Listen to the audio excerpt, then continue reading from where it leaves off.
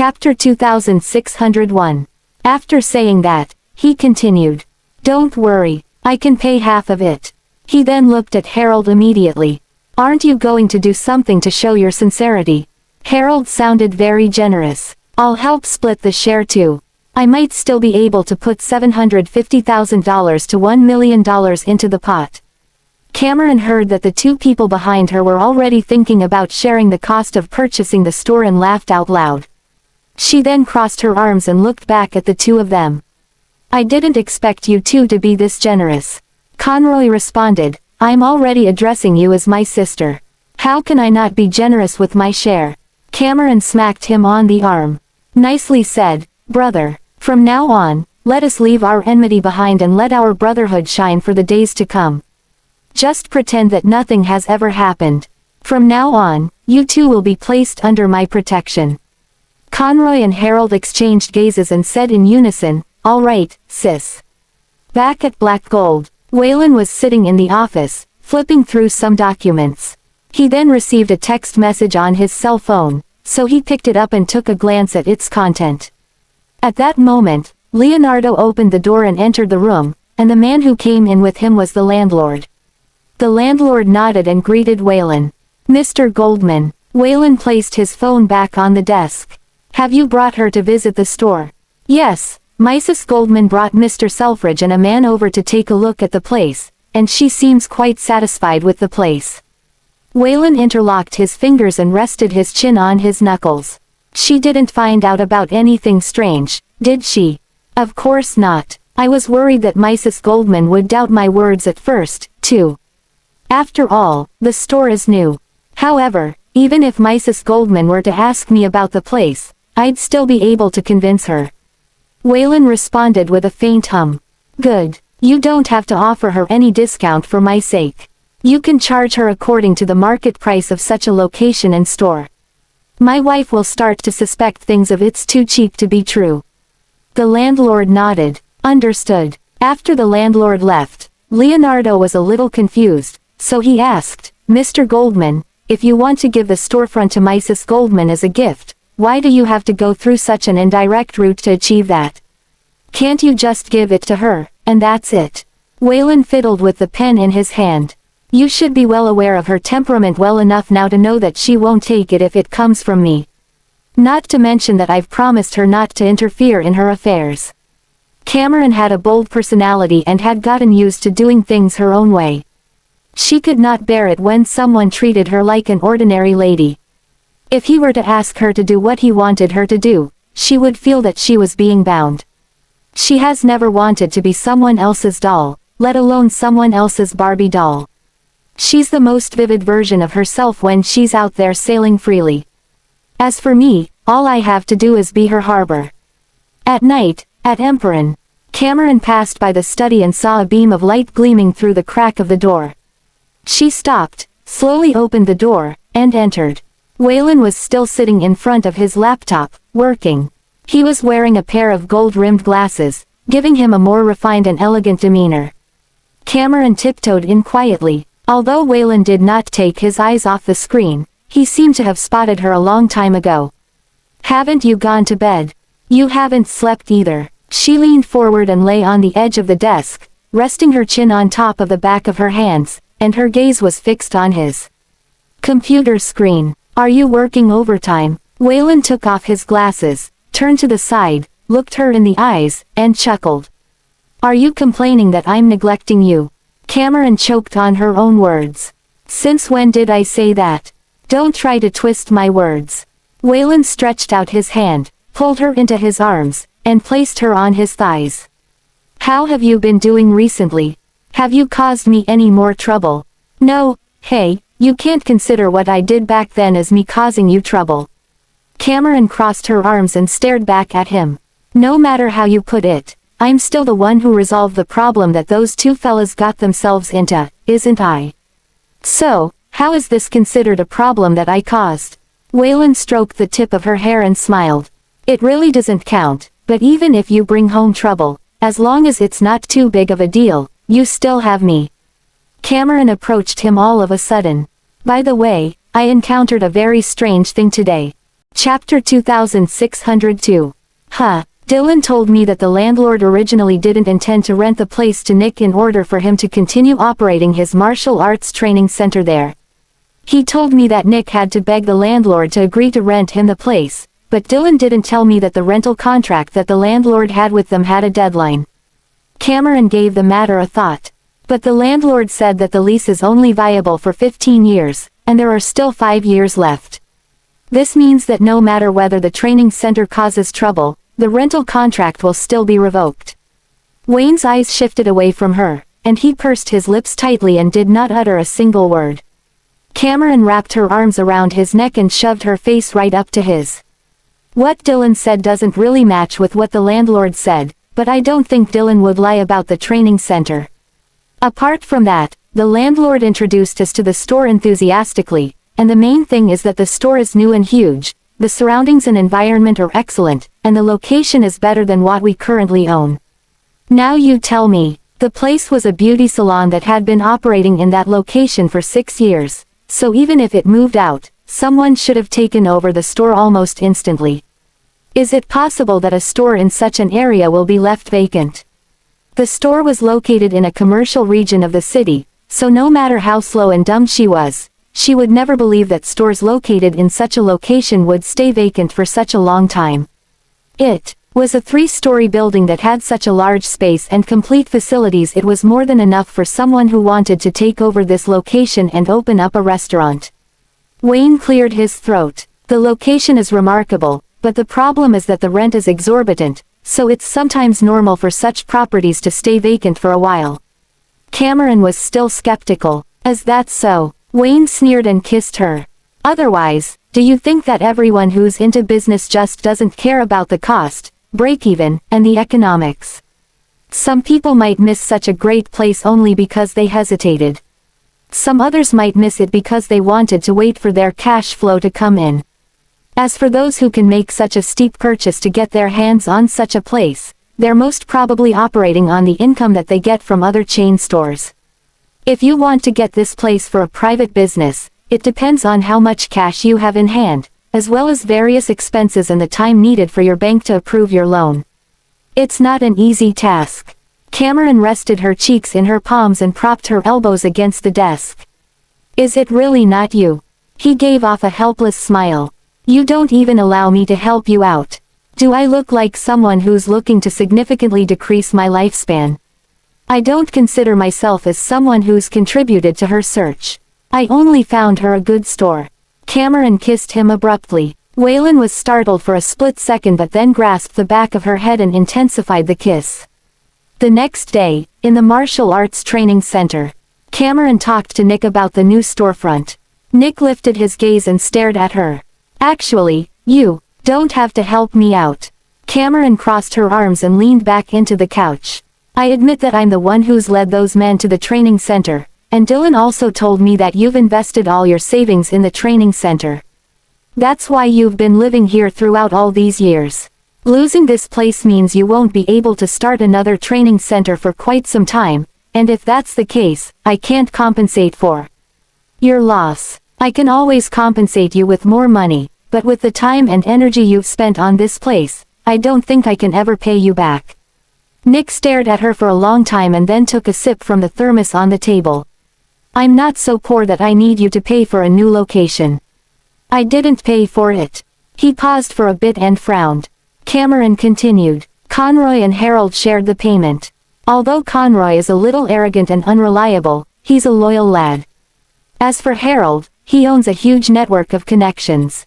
When the new martial arts training center opens up for business, the two of them will be placed in charge of the place, and with that, we won't be getting into any more trouble in the future.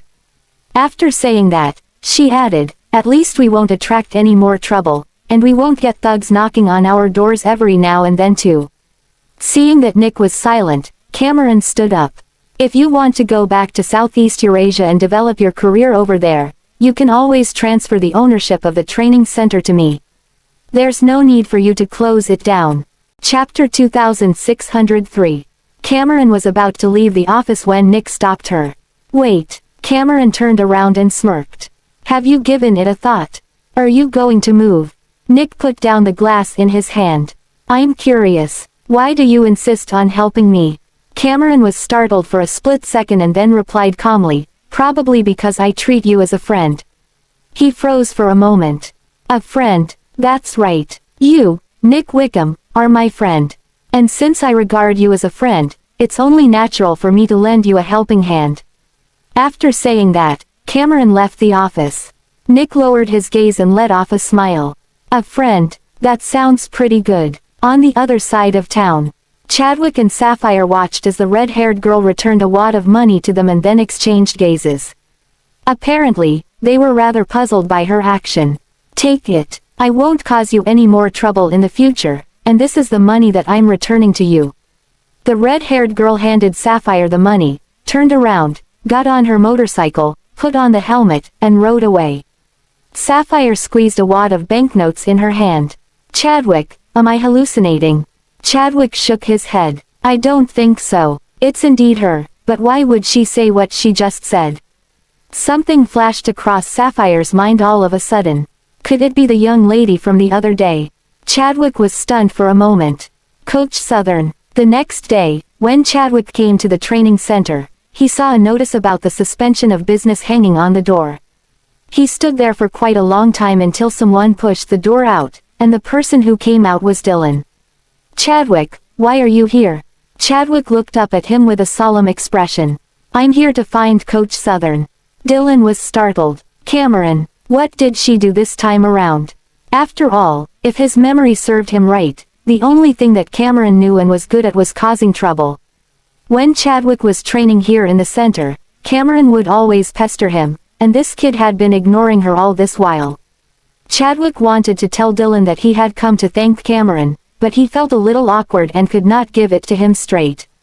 Dylan saw that he was acting a little timidly and did not dare to speak out, so he comforted him. Chadwick, there's no need to worry. If you have anything that you want to say, just say it out boldly, and we'll help you seek justice. Now tell me, did Cameron bully you? Chadwick looked bewildered. Bully. Dylan was about to say something else when Nick appeared out of nowhere. What happened here? Dylan turned and looked at him. Boss, Chadwick came here in search of Cameron. I think she must have caused some other trouble again. Nick frowned slightly. At this time, Chadwick explained, Coach Southern didn't bully me. Dylan was dumbfounded for a few seconds and felt slightly embarrassed. She didn't bully you. Then why are you here looking for her? I've come to thank her. Chadwick blushed. She helped me. Nick squatted down in front of him and looked at him at the same eye level. Did she? Chadwick nodded and continued. We were blackmailed by bullies for money outside the school. Coach Southern is the one who helped us and asked the thugs to return the money to us. Dylan paused for a split second. Bullies. Chadwick replied, it's just a few girls. One of them has bright red hair. Coach Southern seems to have found them before this, so the bullies have just returned the money. Red hair. Dylan remembered that it was the young girl who had brought a group of men here the other day. Didn't Cameron lead those men here because of some random reason? Nick covered the top of Chadwick's hair with his palm and gently rubbed it. I'll convey your appreciation to her later. After Chadwick got in the car and left, Nick turned around and went back into the training center. He then looked around the place and said to those who were busy with the tasks on hand, pack everything up. The disciples were startled. Dylan went around him and stopped in front of him. Boss, what do you mean by that? Pack up. Do you really plan to close the center? Chapter 2604. But that's impossible. This martial arts training center is his treasured venture. We're not closing down, Nick said unhurriedly, we're moving instead. Moving. Dylan was surprised. Nick nodded, then turned to look at all the disciples and smiled. It's time for us to move on and change to a new environment. Could it be that those people have complained about us? But where will we move to? We've been here for a decade, and we're now moving without having any plan for the future. Besides, if we were to really move out from this place, can we find another location that overshadows where we're at now? Dylan was soon smacked in the face by what he had just said when they arrived at the entrance of the new store and looked up at the 3-story building in front of them. Not only was it much larger than the original training center, but it even had 3 floors. Holy crap, boss. This place is huge. Yeah, the location here is quite good. The main selling point is that it's located at an intersection, a place with the most stream of people, and it's the most conspicuous, so it'll be easy for our customers and clients to locate us when the time comes.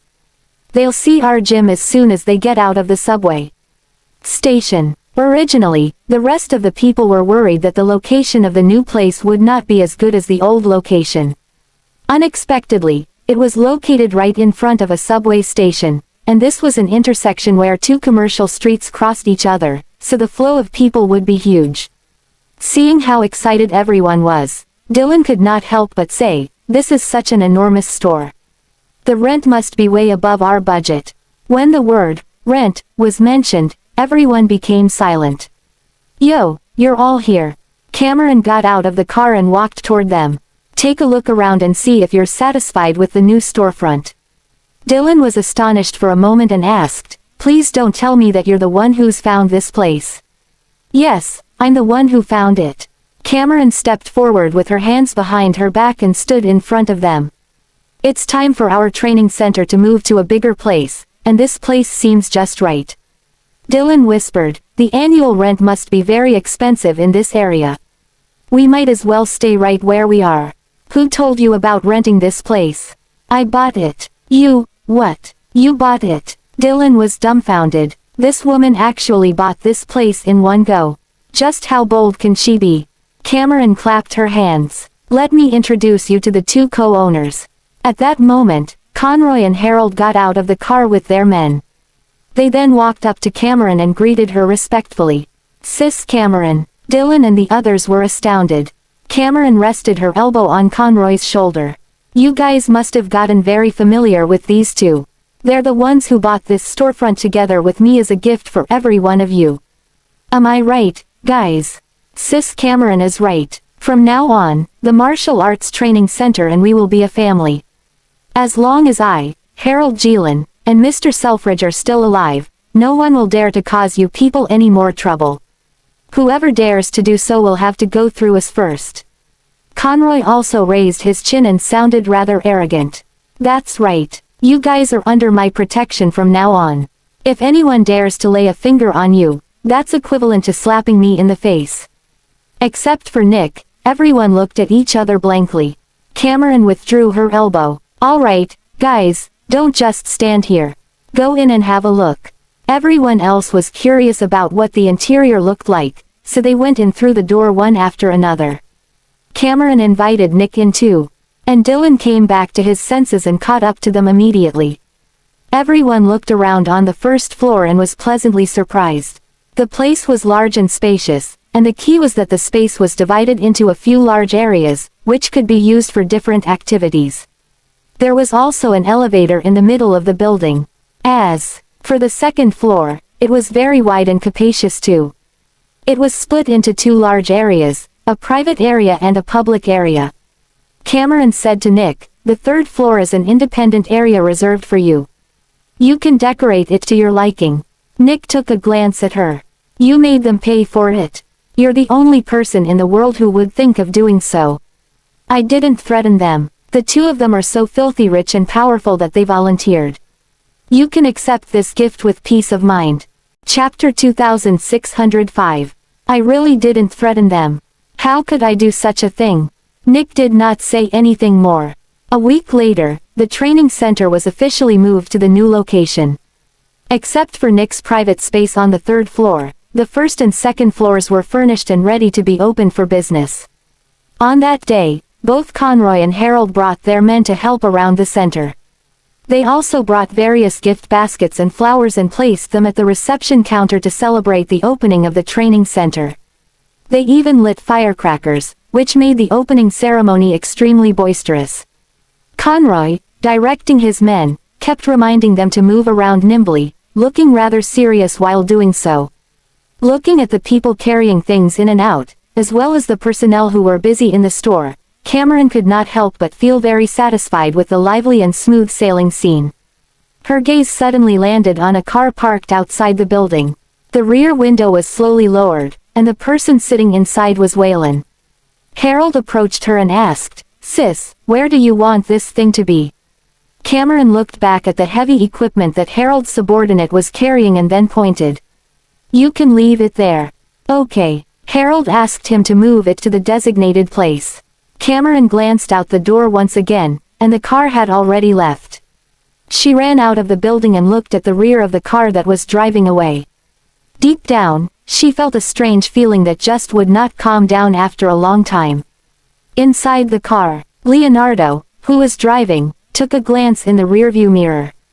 Mr. Goldman, why didn't you go in and have a look? Whan smirked. I don't have to join in the fun. I only wanted to take a look. I'm fine with anything as long as she likes it. You can't admit to the young lady that you're the one who found her the store. Although you've done so many things for her from the shadows, she doesn't know about any of them. Even if she refuses to accept your kindness and help, she should at least know about what you've done for her all this while. Whan looked out of the window. Why would I do so? I don't plan to ask her for anything in return. Besides, I'm doing so because this is what I wish. Back at the training center. After everyone finished the work that had been assigned to them, the disciples of the training center politely thanked Conroy and Harold. They even invited them to stay behind for dinner. It was their first time receiving such a level of appreciation from others. After all they had done in the past were bad and unethical things. Everyone was afraid of seeing them, so why would anyone thank them? Although they were too embarrassed to stay back for a meal, the disciples were very enthusiastic and insisted on keeping them in the center. As such, the two of them had no choice but to stay.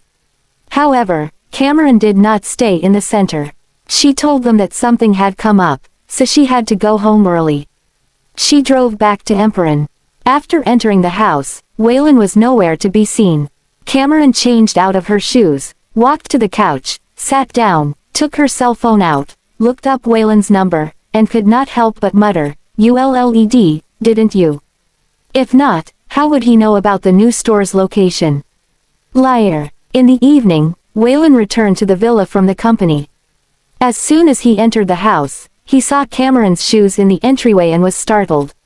He then took off his shoes and walked into the living room. Cameron just so happened to come out of the kitchen with a bowl of soup and placed it on the table. However, just as she was about to turn around, she saw Whan. You're back already. Whan draped his coat on the back of the chair and looked at the broccoli soup on the table. Why would you have the time to cook today? I'm happy, so I cooked dinner today. Whan smiled. It seems that someone is delighted to have moved to a new place. Cameron went to the kitchen and brought the dinner out. I know my cooking skills aren't as good as yours, but these are all the dishes that I know how to cook already. It's more than enough for me. He pulled out his chair, sat down, picked up his fork, and tasted one of the dishes. Cameron was a little nervous. As soon as he swallowed the food, he lifted his gaze and stared at her. It's not bad, really. Cameron sat down and fetched him a bowl of soup. Then you should try this soup. Chapter 2606. Seeing how Cameron was suddenly so helpful, Whan raised his brows. What's going on with you today? Cameron moved the soup in front of him. It's just dinner. Nothing is going on. He smiled and tasted the soup. A little salty. Salty. Cameron got up. I'll redo it. Whan grabbed her hand and looked at her. I'm just joking. Taste it. It's not salty. Cameron didn't speak. Whan pulled her onto his thighs and touched her cheek. There's no need to force yourself to do what you're not good at. My wife doesn't need to be a good cook. Cameron hugged him and buried her face in his neck. Whan paused and touched her hair. What's wrong? She said in a low voice. You're the one who found the store, right? Liar. Whan was silent. He didn't admit it but didn't deny it either. After a long pause, he spoke. I didn't really help. Cameron got up and looked at him. Then why didn't you admit to it? You lied. Cameron cupped his face. Whan, you're being silly. Even if you are the one who found the store, I won't scold you. Whan smiled. You found out. Cameron said. I never told you where it was located, and I don't believe that you drove past. It's not on the way home or to your office.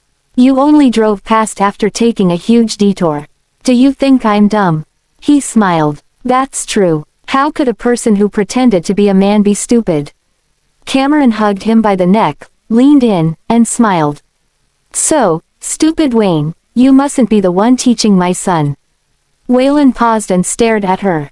Son, well, someone keeps talking about having a child. Have you forgotten? Well, ignore me then. She was going to get up, but Whan pulled her back in and said in a husky voice, Are you sure? Cameron went close to his ear. I did some calculations, and I'm currently fertile. Whan kissed her and chuckled. Should have said that earlier. He then picked her up and went upstairs. After a few days, a woman went to the martial arts center and saw that it had been demolished. She was shocked when a person in overalls walked out. The woman stopped him. As the center closed for good, the man guided her. It moved to that corner. Walk straight for about 600 feet, and you'll see it across the subway. Thanks. She walked in the direction the man pointed. She got to the subway station and noticed that the center was across a busy street. The woman stood outside before slowly opening the door and taking a peek. Can I help you? She jumped when a student there suddenly popped up. She smiled and said, I'm here to see Cameron Southern. Oh, wait here, I'll go get her. The man invited her in and yelled up the stairs. The woman waited in front of the ring while looking around curiously. Cameron walked down the stairs, spotted the woman waiting for her, and smiled. Mahina. Mahina looked back at her and smiled. Cameron held her shoulder and took a good look at her. How did you find this place? Why are you here? Where's my father? Mahina smiled. He asked me to come to find you. Don't worry. He's been spending time drinking tea and watching movies with Damien. Chapter 2607. Cameron was glad to hear that her father was fine. She put her hands around Mahina and guided her to the guest area. Why didn't you give me a call so I could come to get you? That's too much hassle. You told me the address, so I just came here, but I didn't know that you had moved. I'm glad it wasn't far away. While walking to the rest area, they bumped into Dylan, who was walking over with a few students. When one of them saw Cameron bringing a girl to the rest area, they were surprised. Cam, who's this? Oh, it's my best friend from the East Islands, Mahina. We grew up together, and she's pretty much half a Southern. Mahina nodded at them politely. Hello. Mahina looked quiet and gentle. She was beautiful and friendly too. The few men blushed and were very friendly too. Hello, Mahina. Alright, I'll be spending time with her. Run along. Cameron waved her hand and continued toward the rest area. The few men started whispering to each other. I thought women from the East Islands were all unruly like Cam. I didn't know there are some that are so quiet. I think the East Islands aren't as scary as we imagined. I could tell that the girl must have a great personality. After they walked away, they noticed that someone was missing, so they turned around and saw Dylan standing there as if he had lost his soul. They walked back to him. Die. He snapped back to reality. Oh, girls from the East Islands, huh? He quickly left after saying that. The few men looked at each other. What was wrong with him? Cameron showed Mahina the first and second floors while the men hid behind a wall and observed. Do you think that Cam will ask her to stay? I hope so. If there's a woman like her here, I'm pretty sure I'll put in more effort every day. We really should have a few more female students. If it's just us men, I'm not motivated. The group looked at the people behind them who spoke. Cam is a woman too and is also beautiful, but why aren't you motivated? They sounded sad. So what if she's beautiful? Have you seen a pretty woman who can fight 10 strong men? Conroy and Howard have both been defeated. I see her more like the leader. Dylan suddenly blocked them and crossed his arms. What are you looking at? The few men looked up and stood up straight. Nothing. Cameron and Mahina walked over and saw them congregating there. Oh, why are you here? The group looked away. Cameron asked Mahina, are you thirsty? Want a drink? Mahina said, anything works. Cameron patted her shoulder. I'll make you coffee then. She was going to walk away when the men surrounded them. Cam, we can make the coffee. Yes, we can do it. You don't need to do that. Cameron was suspicious. Had they always been so helpful? Dylan cleared his throat and looked serious. Do you have nothing better to do? I should be the one making coffee. He left after that. Cameron took a deep breath and looked even more shocked than them. What's wrong with Dylan today? Chapter 2608. Leah and two of her friends were shopping in the mall, and they were looking at luxury goods. When they walked into a shop for luxury clothes, she saw Zephyr, and one of the friends asked, "Oh, isn't that Mr. Gosling? Why is she in a store for ladies?" Lean walked over. "Why are you here?" Zephyr paused, looked at her, but didn't reply. The woman in the dressing room walked out. "Zeph, does this look good?" Leah was surprised when she saw the woman. She looked very similar to Daisy in height and looks. Leah's heart was pierced, but she didn't show it. "This is..." Zephyr didn't reply, but the woman grabbed his arm and smiled. "I'm his girlfriend. My name is Roxy Van Dam." Daisy, Roxy, and Zeph.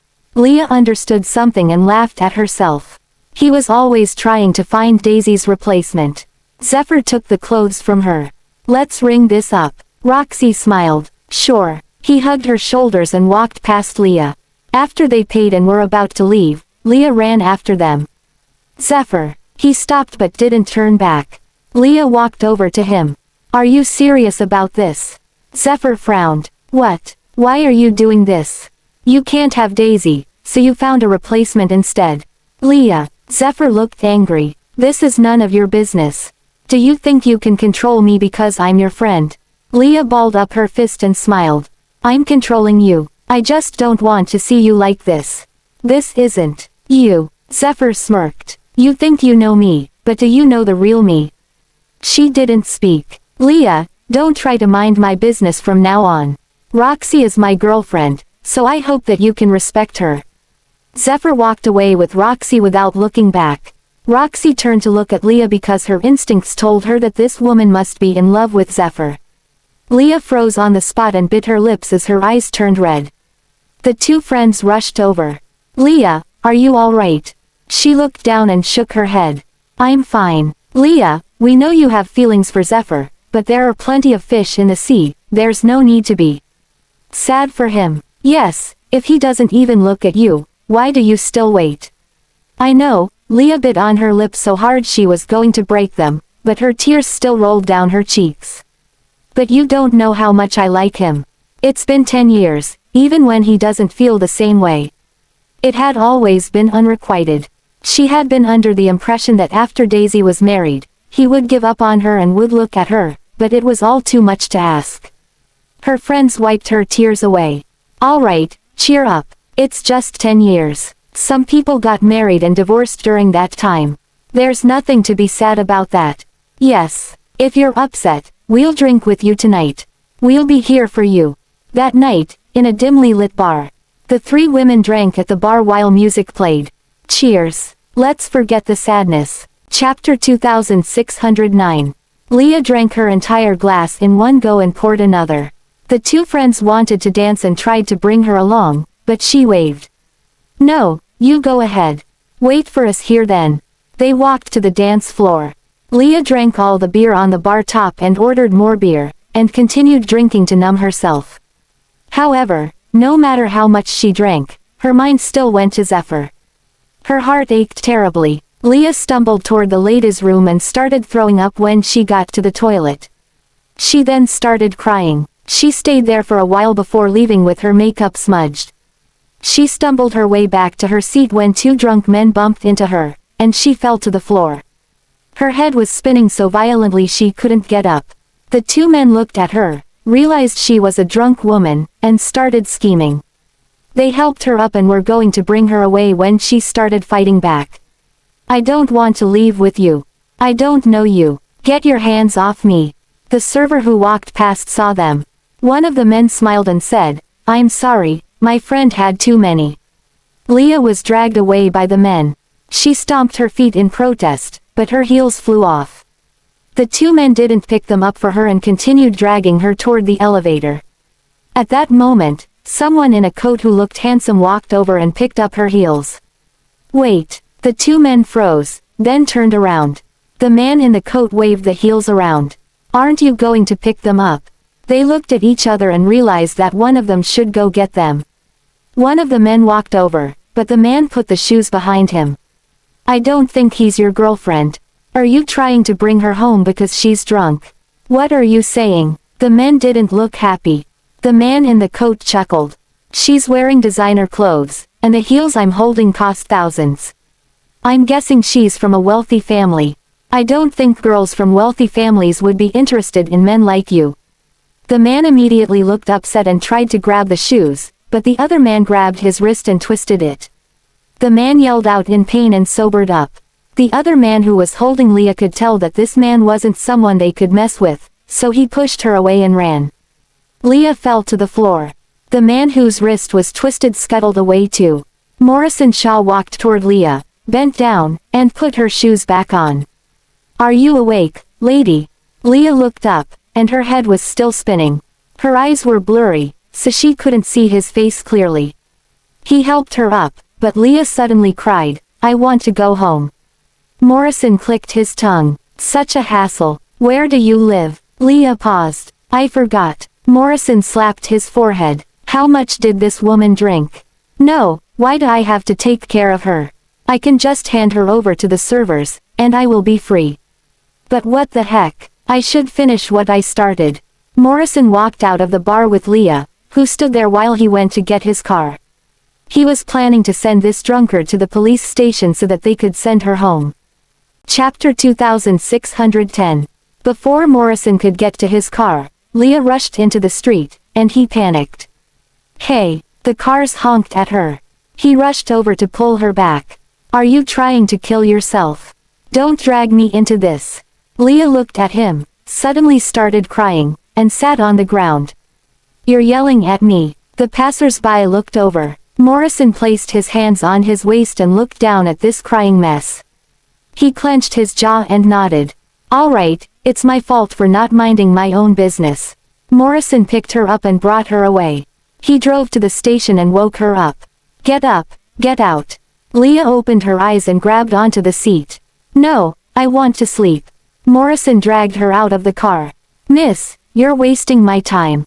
Get out. I'll get the officers to get your mom. No, I won't get out. She grabbed onto the seat and wouldn't let go. Maybe because she used too much force, she felt something lurch in her stomach. Morrison noticed it and immediately said, Don't throw. Leah threw up all over herself and the seat. Morrison's face dropped. In the hotel room, Morrison tossed Leah, who was out cold on the floor. She stank. He was a germaphobe, so seeing that drove him crazy. He was impressed that he could keep it together. When he saw vomit on his coat, he immediately took it off and tossed it to the floor. He was disgusted. Fuck, I've never seen a woman like that before. He was too tired to care for Leah, who was sleeping on the floor, and went to take a shower. Leah still had to throw up, so she sat up in a daze before finding her way into the bathroom. She opened the door. Morrison, who had just taken off his clothes, covered himself and watched as she stumbled to the toilet, opened up the cover, and threw up again. Morrison was rendered speechless. He had never been speechless in his life. After she was done, she flushed, got up, and walked over to him. Morrison looked more and more afraid. What are you doing? Get out, don't come over. The next morning, when Leah woke up, her head was pounding, and she vaguely remembered the two men who had tried to take her away. She suddenly sat up and saw that she was in a bathrobe while her clothes were on the floor. She was shocked. She then heard some movement outside the bedroom, picked up the lamp, and hid behind the door. When someone walked in, she raised the lamp and hit the head of that person hard, which caused him to fall to the floor. She dropped the lamp in a panic when she saw the man and called the police. Hello, I might have been assaulted. Half an hour later, at the police station, Morrison's head was bandaged as he sat in the interrogation room. He really was speechless. The officer walked in, followed by Whan. The officer said to Whan, We've investigated, and it turned out to be a simple misunderstanding. Whan nodded. After the officer left, he turned to look at Morrison. Good job. You got locked up immediately after coming back. Morrison pointed at his head. I was just trying to help, but I turned out to be the bad guy. Look at this. She did this.